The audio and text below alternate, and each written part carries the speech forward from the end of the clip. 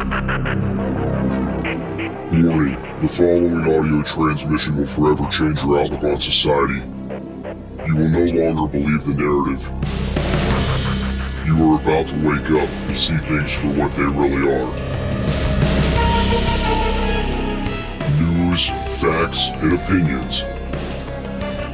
This is the Doom Daily Show. Ladies and gentlemen, welcome to the Doom Daily Show. I am your host, Jester Dooms. The email, doomdailyshow@gmail.com. The website, www.jestersvoice.com. TikTok, @Jester_Dooms. Everywhere on social media, @JesterDooms. The Snapchat, @JesterDooms. Every fucking where, @JesterDooms. Ladies and gentlemen, it's our favorite day of the week, Monday. Aren't you excited to go back to the grind? Aren't you excited to be a good little worker, provide for your society and your government that doesn't give a shit about you? Aren't you excited? Hope you are. Just cogs in the machine, ladies and gentlemen, and Monday is that friendly reminder that you are about to get your rear back in gear, back to the grind, to once again live for the weekend. Yep, it's fantastic, the monotony of this life, is it not? Okay, so I hope everybody had a fantastic weekend. My weekend was spent on Saturday. I did a little bit of work around the homestead. My son and I decided we were going to start clearing out this particularly large area. We have this one hillside on the property that is going to prove to be absolutely useless, that is really too useless to do anything with. Like, we don't want to put animals there because it's going to be too close to things. It just, we don't know what to do with it. So we figured, you know what, we'll clear cut it. We'll put down like weed paper and gravel and things. That way we just don't have to worry about maintenance in it or nothing. You look over there, it's gravel. Who cares? It's done. You don't have to fuck with it. This area is approximately, if I had to get an accurate calculation of the size of that area, even though it's not perfectly rectangular, I would go out on a limb and say it's approximately a 30 by 60 foot area, approximately, give or take a little bit. And the problem is, and you would think, oh, Dooms, that's not that big. That's pretty easy to get that done. Yeah, it would be if it wasn't on the side of a goddamn mountain. It's not flat. It's not easy. I can't get a machine in there to work it and dig it. So everything that has to be done by hand. Hence why I want to do this, so I don't have to fuck with it later. So I spent my Saturday doing that, and Sunday I went and worked a 12-hour shift. Came home, had dinner, spent a little bit of time with the family, helped my son work on his reading capabilities, and that's really about it. Did a live on the Tiki Talk. I hope you were there for that. If you weren't, you should have been. Okay. Moving forward, guys, I hope that you have a good day. I did want to tell you guys, all the sharing and liking and things you did, the listener numbers are up. It's exciting, means we could bring you better episodes, means we could bring you better topics. And if you have a topic you would like to hear talked about on the Doom Daily Show, you need to email me, doomdailyshow@gmail.com. Send me an email. Let us know what you'd like to talk about. I hope your Monday's off to a fantastic start. The coffee's hot, tastes good. Hope the kids are not being too big of a pain in the ass, because we all know they can be. I want to tell you guys about the power of a paddle. Okay, the power of a paddle. I had some memories come flooding back to me over the weekend of when my son was little, my oldest son. He didn't listen to anybody. Like, he didn't. He was in control. He knew he was in control. And if you tried to reprimand him, he would make your life hell. He would scream. He would throw things. He would kick. He didn't care. And it didn't matter what the situation was or what was going on. It didn't matter if it was in school, if you were in public, if you were at home. Things had to be his way. All right. I was the only one that he really listened to, because I would kind of nip situations in the bud. Like, if I saw a situation start to get out of control, I would stop him, redirect him, get down on his level and be like, hey, bud, look, we can't do this. Like, we gotta stop. You're being a nut. Like, it's time to stop. Or I would simply pull him out of the scenario like, okay, we're here in the store. You're being crazy. It's just time we go home because we're not going to do this fight. So I'm sorry if there's a toy you wanted to get. I'm sorry if there was things you wanted to look at. Like, I can't deal with the screaming and the chaos. Like, we're leaving. We're going home. Right. So I would try to nip situations in the bud. And then every once in a while it came down to, okay, now you're getting a crack on the ass because you've pushed me to that point. Right. And I remembered I had this memory come back to me. I used to work at a school and I used to teach at that school. Okay. I worked at a technical school. So right next door to our class, we had a building maintenance department, which was a class that guys could take to learn how to like do carpentry, a little bit of electrical, lay block, like the whole building maintenance side. So, you got all the skills necessary to be the maintenance guy at an apartment complex or, maintenance guy at a hospital or, whatever the case may be. That's what the course was designed for. So you knew how to do a little bit of everything successfully and not be dangerous. Well, I went over there one day and I said, hey guys, could you make me a paddle? And they're like, what do you mean a paddle? I'm like, my kid's being bad. His mom needs a way to reprimand him and get him in control. Could you make me a paddle? And they said, yeah, sure. No problem. And I drew him out what I was looking for. They made it, took it home. His mother labeled it the soul pole. And, the flooding memory that came back was he wouldn't listen to anybody. But then as soon as he saw that, he automatically knew what it meant and he would knock off his shit. He could have his mother ripping her hair out, crying, screaming at him, like would not stop his shit. But as soon as he saw that paddle, as soon as he saw it, he had a drastic shift in attitude, respect level, everything. Cause he knew if he pushed her anymore, that was going to get used on him. He knew that. So I think that we all have to kind of take away what that means for us. We all have that breaking point. We all know our job will push us so far till we'll quit. We all know we can push our boss so far till we get fired. And we try to find that common balance with things. And that's what we're all doing skating through life, is trying to find that common balance. Producer Scooter, if you wouldn't mind hitting that button, we'll be right back after these messages.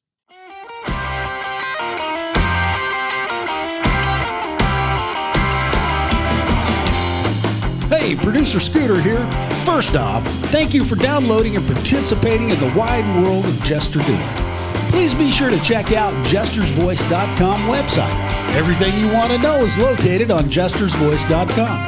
If you're looking for salacious details, it's on jestersvoice.com. Don't forget to share the show with your friends and even with all your enemies. And now, back to the musings of Jester Doom.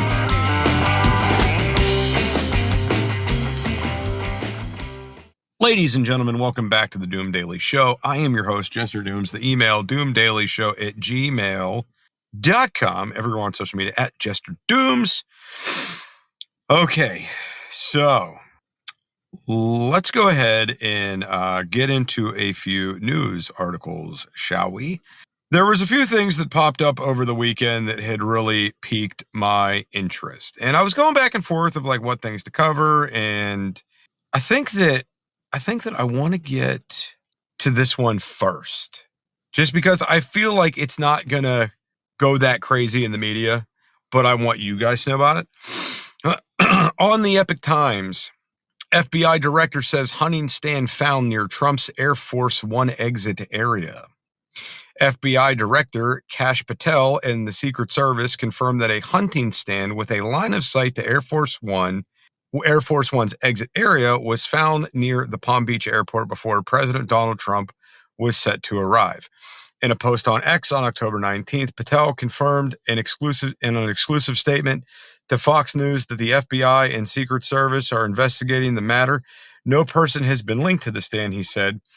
The United States Secret Service spotted a suspicious stand near the AF-1 zone in Palm Beach. The FBI is investigating. Patel wrote on X, also linking to his interview with Fox News, in quotations, prior to the president's return to West Palm Beach, the U.S. Secret Service discovered what appeared to be an elevated hunting stand within sight line of the Air Force One landing zone, Patel told the outlet. No individuals located at the scene. The FBI has since taken the investigatory lead, flying in resources to collect all evidence from the scene and deploying our cell phone analyst capabilities. Secret Service spokesman Anthony and I'm going to screw this up, Jugalemi, maybe confirmed to the media outlet that the agency is working closely with the FBI and local law enforcement. There was no impact to any movements. No individuals were present or involved at the location. He said, he told Fox News, nothing. Secret Service agents found the stand before the president was due to arrive in Palm Beach. Okay, so before we tear more into this article and finish this up, it's not uncommon for people to put random deer hunting stands or random tree stands in different areas, okay? Now, before you think to yourself, well, Dooms, that's still scary. A man could be out there with a firearm, this, that, blah, blah, blah. There's other people that use these stands. Bird watchers use these stands, right? You don't necessarily have to have a hunting license and be a hunter to go buy a deer stand and put it up. Some people just enjoy being in nature. They like watching the birds. They like watching the squirrels, and they just go out and they sit in these things. I mean, not everybody does, but some people do. Remember being in a tree stand when you were a kid and just staring out the window of your clubhouse or tree house or whatever it was, your tree fort, and you're like watching the squirrels and the chipmunks and the leaves and things like that. Okay, some people took that with them into adulthood and they still enjoy doing that. All right? So just so you're aware of that. The agency also provided a photo of what appears to be the stand in a tree. While we are not able to provide details, the specific items or their intent, this incident underscores the importance of our layered security measures, he said. Last year, a man was arrested after a Secret Service agent saw a gun barrel sticking through a fence area near Trump's golf course in Palm Beach County. Suspect Ryan Ruth was convicted by a jury in September on charges that he sought to assassinate Trump, with prosecutors saying that Ruth had been camped out near the course for hours before he was spotted. 2 months before the incident, a man identified as Thomas Matthew Crooks was shot and killed by Secret Service counter sniper team after he managed to fire several shots at Trump during a rally in Pennsylvania while Trump was speaking. Trump's right ear was hit in the shooting. 2 others in the crowd were injured, and one man, retired firefighter Corey Comparator, was killed while shielding his family from the bullets. In September, prominent conservative commentator Charlie Kirk was shot and killed while speaking at a college debate in Utah. The suspect charged in that case, Tyler Robinson, is currently being held in a Utah jail without bail. His next court date is later this month. Okay, so that's it. We're going to wrap that up. We're not going to dive any more into the article. If you want to further read this on, it's on the Epic Times. Now, with everything that followed in the second part of the article, this is something that they should take seriously. It is warranted concern, okay? If there is a tree stand in line of sight of Air Force One, one would think that could be used for something ominous, deviant intent, okay? Now, right now at this time, there's no evidence to suggest that. Like I said, this could be a fucking bird watcher. This could be a paparazzi looking to get cool photos of Trump getting on the plane to sell them. You know, who knows? No one knows. But it's good that it was found, and they will probably link this back to who it was. But before this fades out, when something else pops, before it fades out, just remember what we've seen so far within the media this year. Charlie Kirk's assassination, the attempts on Trump's life, this does warrant concern. And with that said, Producer Scooter, if you would hit that button, we'll be right back after these messages. Can't get enough of Jester Dooms? Check out his other show, It's Doomsday Podcast, available on all podcast platforms. That's It's Doomsday Podcast. Back to the show. Ladies and gentlemen, welcome back to the Doom Daily Show. I am your host, Jester Dooms. The email, doomdailyshow@gmail.com. In case you forgot, I'm going to remind you, it's still just Monday. Did I screw with your day? Did I mess it up? I'm sorry. I'm not sorry. It's Monday for me too, prick. All right, so on the Epic Times, I saw this and I was like, I can't wait to see where the fuck this goes. New threat at border as ranchers prepare for flesh-eating worm outbreak. Scooter, insert dramatic music. Thank you, Producer Scooter. So, Dr. Michael Vickers, White Ranch truck line nails on a chalkboard as he drove through the underbrush of his South Texas ranch searching for cattle. The longtime Texas veterinarian has about 100 head at his 1,000-acre ranch just south of Falafurias, if I'm saying that right, where deer, wild turkey, and javelin akin to wild pigs roam freely. Vultures glide overhead, ever watchful in a blue sky. Vickers told the Epic Times that the ranchers, such as his, are in the crosshairs of the new worm, the new world screwworm, which devastated Texas livestock and wildlife back in the 1970s. So this is before my time, so I would not have known about this. Okay, so let me just put that out there. So some of you older listeners, Mr. Scooter, may have heard about this before back in the 70s. Vickers, who served on the Texas Animal Health Commission, called the screwworms a catastrophic threat. They began showing up in Central America 2 years ago and now threaten the U.S. cattle industry and food supply. Because that's what we need, is the food supply threatened. Ooh. He said the United States is ill-prepared to deal with an outbreak. He said, we don't have the facilities to combat it like we did back in the 70s, Vickers said. Horror on the range. A 22-year-old veterinarian fresh out of college, Vickers was thrust into the Texas screwworm crisis. He'll never forget the stench of the rotting flesh from the screwworms. Livestock, wildlife, and birds were eaten alive, some left with gaping wounds the size of grapefruit.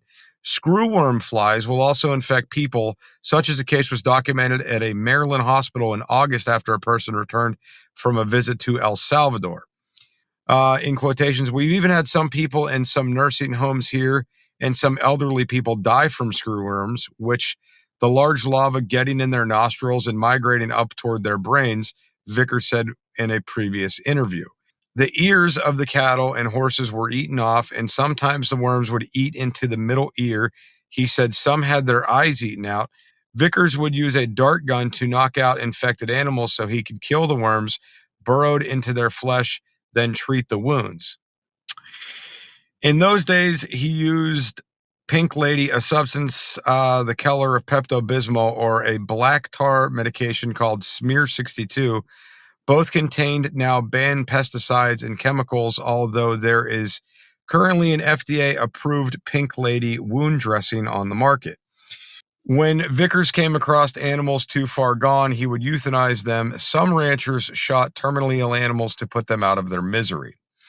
Screwworm infestations began when a female screwworm fly lays eggs on a wound or the mucous membranes of a mammal, including humans. So just so you guys are aware, mucous membranes would be like your eyes, your bunghole, like any wet exposed surface of the body. So also potentially your ears, your mouth. If there's a sore there and you're sleeping, your mouth's hanging open, they're going in. A wound as minor as a tick bite can attract a female fly to feed. A single female can produce about 3,000 eggs in a lifespan that can last up to 30 days. Each egg hatches into larvae or maggots that burrow into the flesh of animals and begin to eat. The last major screwworm outbreak in Texas began in 1972 with 90,000 reported cases and was mostly contained by 1975. The screwworm's recent northwest advance coincided with a surge of illegal immigrants crossing the Darien Gap, a stretch of jungle between Panama and Colombia, once a natural barrier. Vickers said that he thinks that it's likely that the deadly parasite will once again invade Texas, bringing a repeat of the grisly scenes he encountered half a century ago. Now, to backtrack, it stated in the article that it began in 1972 and they didn't contain it till 1975 with 90,000 reported cases. Okay. Now, I have to ask myself, because it doesn't say this in the article, but does that mean that there was 90,000 individual animals that were infected, or 90,000 reported confirmed cases, such as you had 100, or say you had like 1,000 farmers that each had an incident of 90? You know what I'm saying? Like how were these numbers calculated is what I would like to know. And that might be research you guys can do. Do your homework, on. Ranchers and industry leaders were watching closely. A screwworm outbreak could cost Texas billions of dollars. Leroy Jackson, 63, runs a small herd of cattle on the La Providencia Ranch near Rio Grande, Texas, which his family purchased in 1876. Last week, as he and his wife, Brenda Jackson, stood outside a Starr County livestock auction, he told the Epic Times that ranchers are taking precautions. For them, it means spraying their herd with ivermectin, hoping that it protects against screwworms.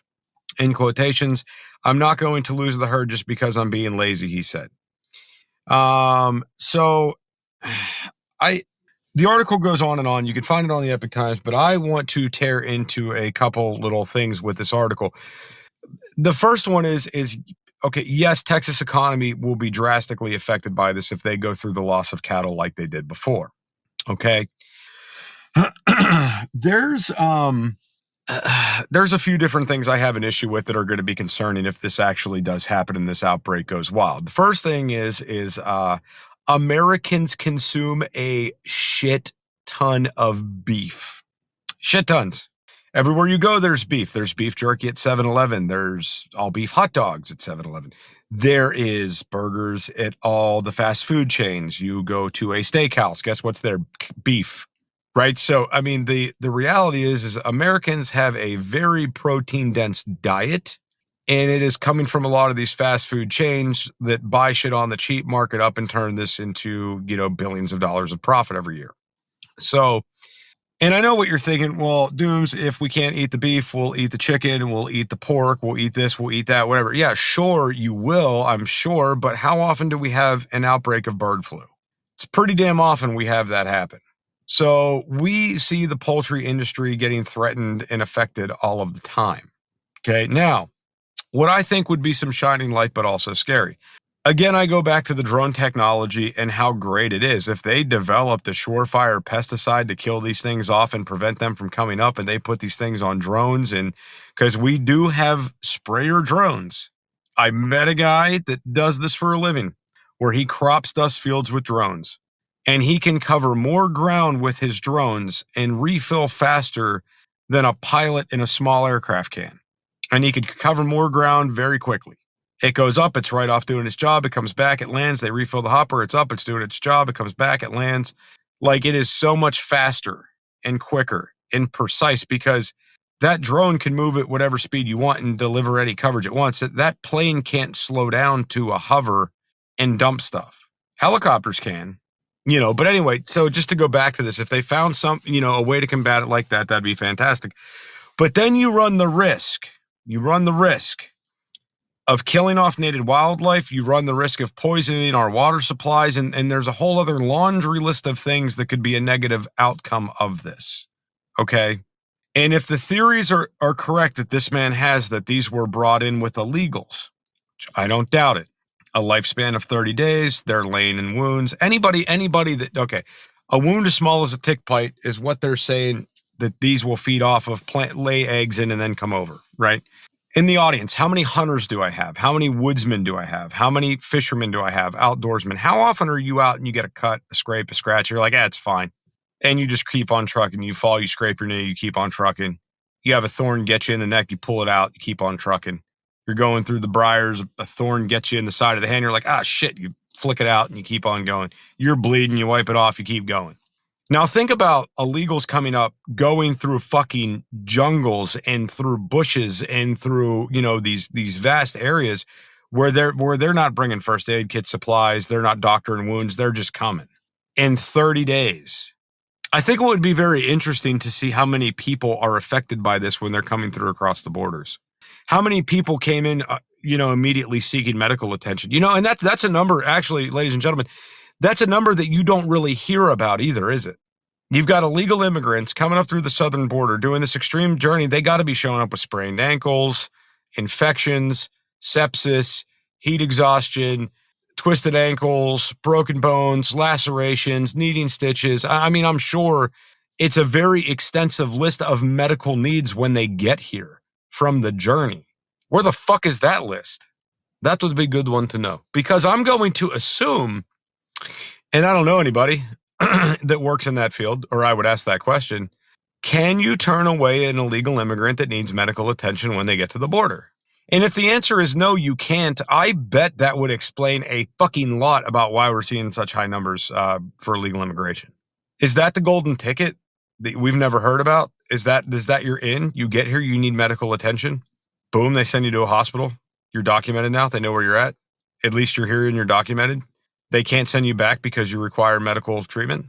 Doctor says it's unsafe for you to go back across the fucking border because you might die this time. It's interesting. It's very interesting. Anyway, Producer Scooter, if you would hit that button. We'll be right back after these messages. Hey, Producer Scooter here. And if you've made it this far, I just want to commend you for diligent listening skills.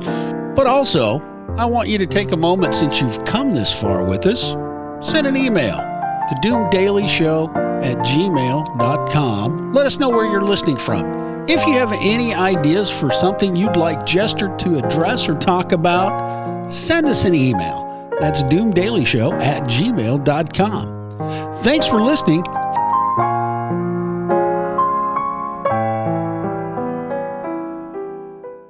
Ladies and gentlemen, welcome back to the Doom Daily Show.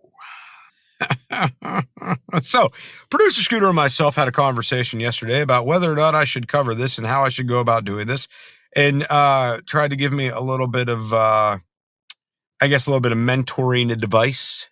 Okay. And it really got me thinking whether I should get into this article or not. But I brought it up on a previous show, and I couldn't find the article. So we're going to get into it real quick. And I'm just going to read through it. And I'm not going to state my opinion on it. I'm just going to read it. State Department revoked 6 visas of 6 foreigners who cheered Charlie Kirk's death. This is by Jill McLovin on the Epic Times. The State Department has revoked the visas of 6 foreigners after they publicly celebrated the assassination of conservative influencer Charlie Kirk. The United States has no obligation to host foreigners who wish death on Americans, the State Department posted on X on October 14th. The State Department continues to identify visa holders who celebrated the heinous assassination of Charlie Kirk. The names of those who lost their visas were withheld, but their redacted social media posts were published by the department. They included South African national who lost their visa after mocking Americans who grieved Kirk's death, saying they're hurt that the racist rally ended in an attempted martyrdom.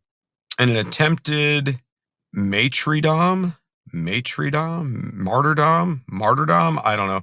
I guess because he's a attempted martyrdom, and said Kirk wouldn't be remembered as a hero. Others whose visas were revoked, including an Argentina, a Mexican, a Brazilian, a German, and a Paraguayan.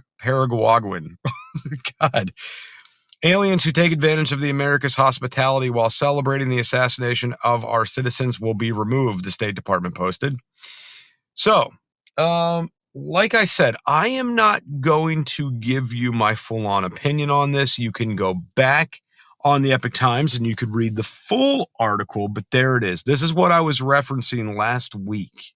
And I am going to go this far with the conversation that Producer Scooter and myself had yesterday.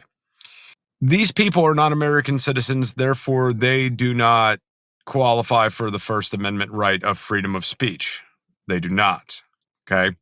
Because they are foreign citizens, they are not protected by our amendments, okay? That's it. Do I believe that we do not need people like this in our country? Yes, I absolutely do. But how many of them are living among us right now? And with that, ladies and gentlemen, I will see you back here on the Doom Daily Show on Tuesday morning. Everybody have a fantastic Monday. News, facts, and opinions.